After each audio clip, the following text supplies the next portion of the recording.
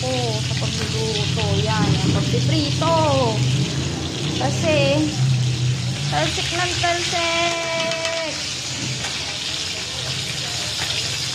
Hanggang ngayon. Kaya lang no choice niyan, no. Ayun, kakapaso lang. Ito naman, kaninang umaga, kasi nag-iisa ako. Paglagay ko ng bawang, palibasa mainit na yung kawali. Ayun,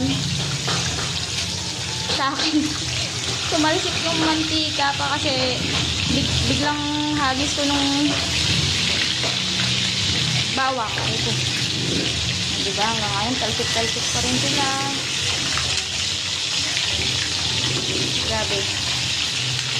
Kapag talaga no choice ka, magagawa mo yung mga hindi mo kayang gawin dati. Tulad niyan, pagpipita dati, yan talaga hindi ko ginagawa kasi grabing talsik. Pero ngayon, matapang na tayo. Kasi kailangan.